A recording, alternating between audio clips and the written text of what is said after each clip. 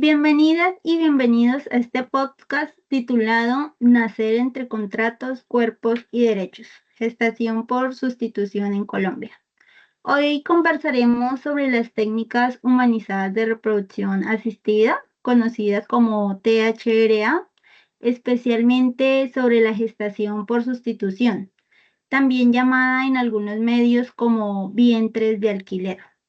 Sin embargo, desde una mirada de derechos es importante aclarar que esta última expresión puede resultar problemática porque puede reducir el cuerpo de una mujer gestante a un objeto de intercambio.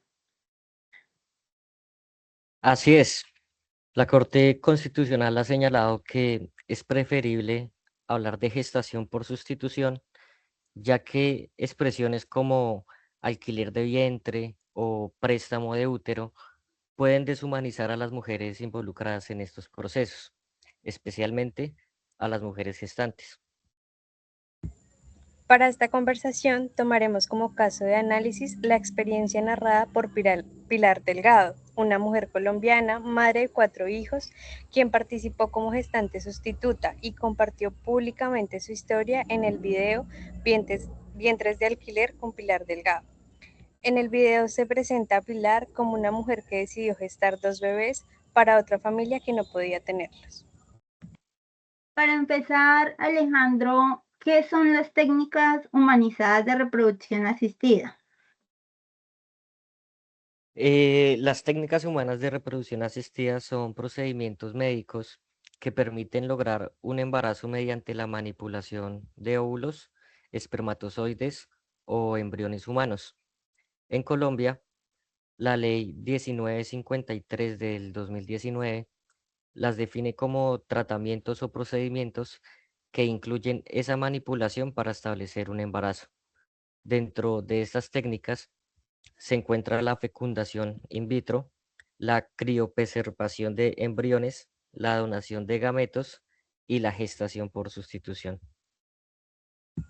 Pero el problema es que aunque estas prácticas existen en Colombia, no hay una regulación integral sobre la gestación por sustitución. La Corte Constitucional ha reiterado que existe un vacío legislativo en la sentencia T-232 del 2024. Se recuerda que entre 1998 y 2022 se discutieron varios proyectos de ley sobre gestación por sustitución, pero todos fueron archivados. Entonces, estamos hablando ante una problemática que ocurre en la realidad, pero que no tiene reglas suficientemente claras. Exacto. Esa ausencia de regulación genera inseguridad jurídica.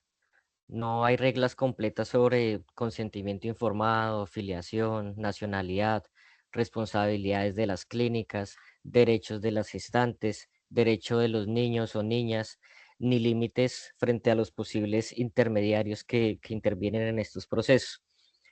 La sentencia T-357 del 2022, em, la Corte explica que en los acuerdos de reproducción asistida, el consentimiento debe ser libre, informado y cualificado, ya que involucran derechos fundamentales, involucra también el cuerpo, la salud, la afiliación y el proyecto de vida de cada persona. Además, la lectura de Olga Cárdenas, Talía Mora y María Valencia plantea que las THRA generan tensiones sociales en Colombia, porque transforman la forma tradicional de entender la filiación. Ya no basta con pensar la maternidad o la paternidad únicamente desde lo biológico o desde el parto, sino también desde la voluntad procreacional, la socioafectividad y el cuidado y el reconocimiento jurídico.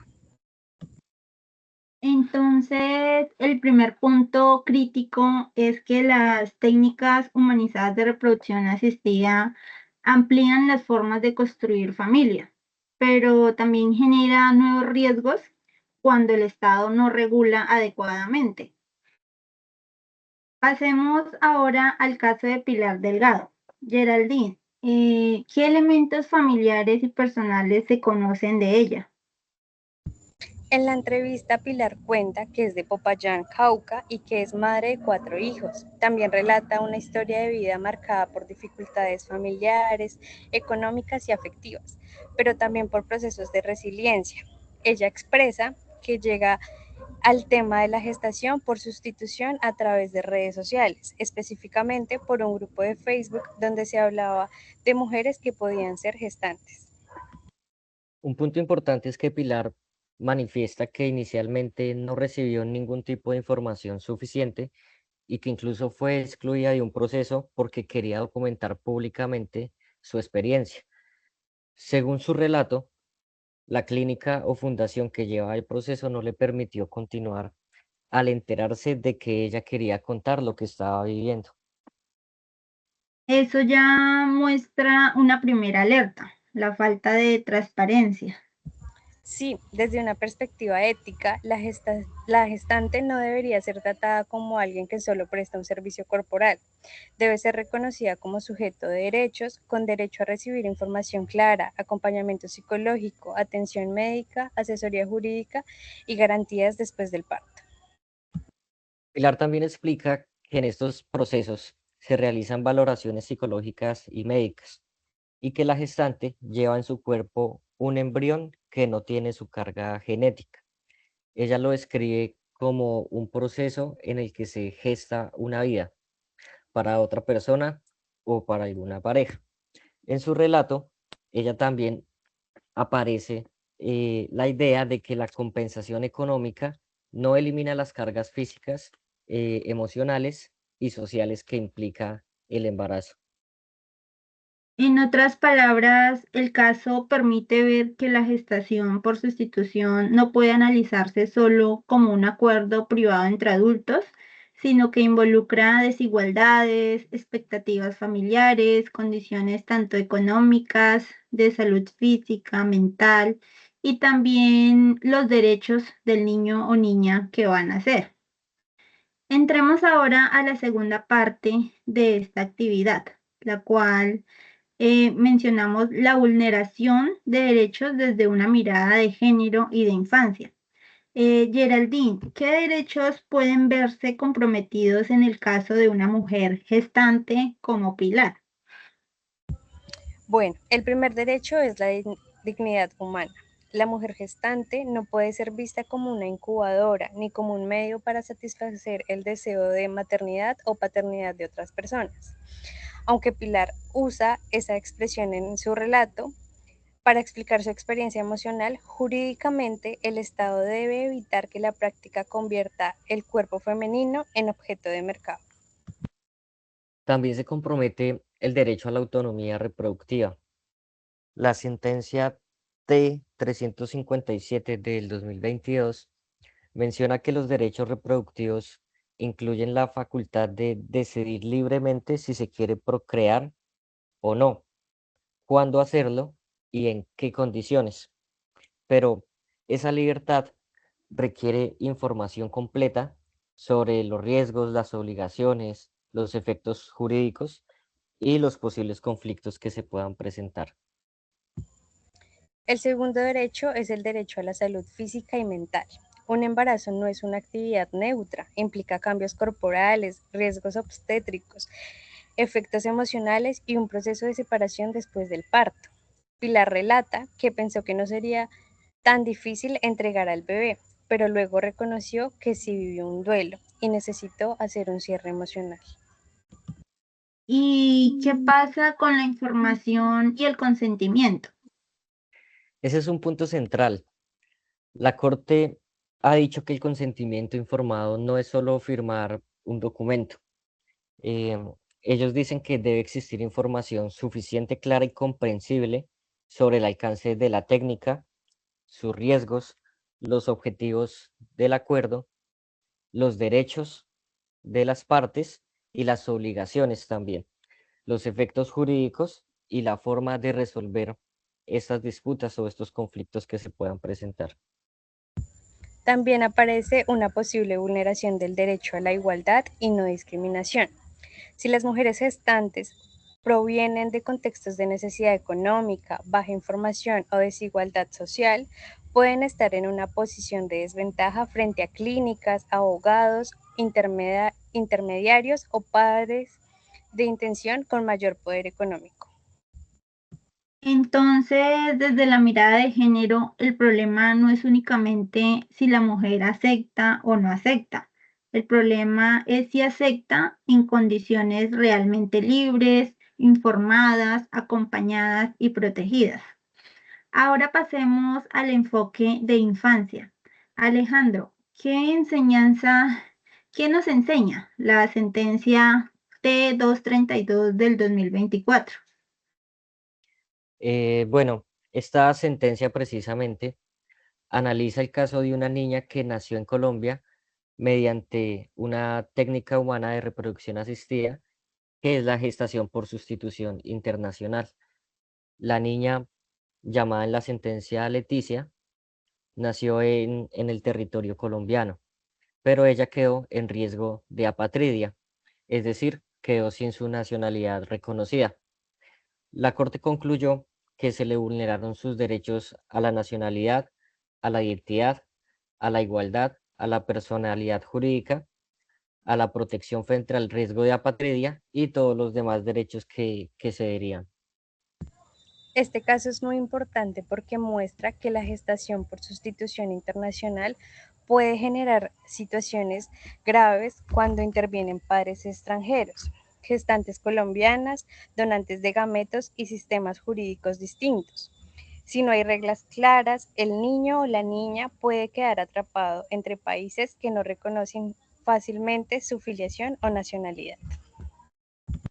La Corte fue clara al señalar que la ausencia de regulación no excusa al Estado de proteger a los niños y niñas nacidos mediante gestación por sustitución. Las autoridades debían adoptar salvaguardas para evitar la apatridia, por ejemplo, activando de oficio los trámites correspondientes para reconocer la nacionalidad cuando llegase a existir este riesgo. ¿Cuáles serían entonces los derechos más vulnerados de los niños y niñas en estos procesos? Principalmente el derecho a la identidad, porque incluye nombre, nacionalidad, filiación y conocimiento de los orígenes. En los casos de niños nacidos por gestación por sustitución, debe conservarse información relevante sobre sus orígenes genéticos, gestacionales, sociales y familiares. También se vulnera el derecho a la nacionalidad, porque sin nacionalidad se dificulta el acceso a otros derechos como la salud, la educación, la movilidad, la protección estatal y el reconocimiento jurídico. Además, se afecta el derecho a la personalidad jurídica porque el registro civil es la puerta de entrada para que el niño o niña sea reconocido como un sujeto de derechos. Y desde el interés superior del niño o niña, el Estado no puede esperar a que el conflicto entre adultos se resuelva solo. Debe actuar preventivamente. Con base en el caso de Pilar y las sentencias revisadas, ¿cuáles derechos consideramos más vulnerados? En las mujeres gestantes se pueden vulnerar la dignidad humana, la autonomía reproductiva, la salud física y mental, el derecho a la información, el consentimiento libre e informado, la igualdad, la protección frente a las posibles formas de explotación reproductiva. Y en los niños y niñas se pueden vulnerar la identidad, la afiliación, la nacionalidad, la personalidad jurídica, la igualdad, la no discriminación, el derecho a tener una familia y no ser separado de ella, y la protección integral. Y en las familias, Se puede afectar el derecho a conformar una familia, pero ese derecho no puede ejercerse desconociendo la dignidad de la gestante ni los derechos prevalentes del niño o niña. Exactamente. La voluntad procreacional es importante, pero debe estar regulada y limitada por el interés superior de la niñez y por la protección reforzada de las mujeres gestantes. hemos llegado a la última parte. ¿Cómo prevenir o restablecer estas vulnerabilidades?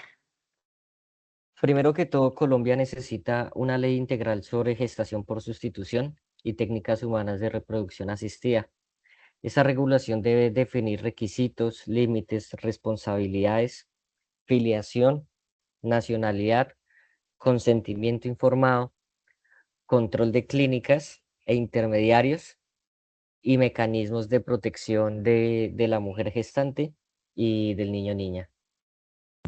Segundo, debe existir un consentimiento informado, reforzado, no solo médico, sino también jurídico, psicológico y social. La gestante debe comprender los riesgos del embarazo, los efectos emocionales, hormonales, las obligaciones del contrato, la atención posparto y las consecuencias frente al niño o niña. Tercero, debe garantizarse la filiación y nacionalidad antes o inmediatamente después del nacimiento, especialmente en casos que sean internacionales. La sentencia T-232 del 2024 muestra que el Estado debe actuar de forma proactiva para evitar la apatridia y no esperar a que el daño ya esté causado.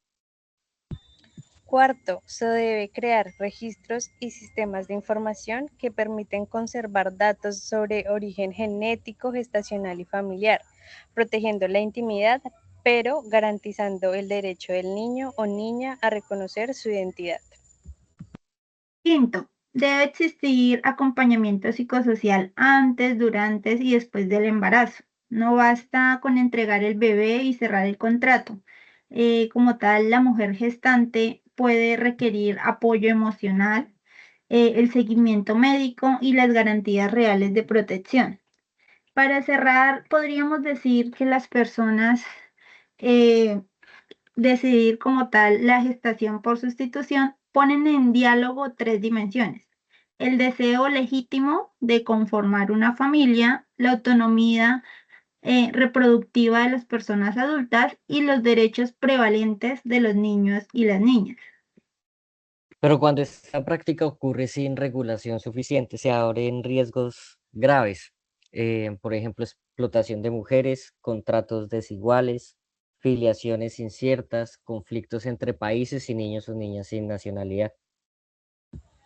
El caso de Pilar Delgado permite escuchar la voz de una mujer gestante que vivió el proceso desde su cuerpo, su historia y sus emociones. Las sentencias T-357 de 2022 y T-232 del 2024 nos recuerdan que las THRA no pueden entenderse solo desde la medicina o el contrato, sino desde la dignidad, la igualdad, la filiación, la identidad y el interés superior de la niñez.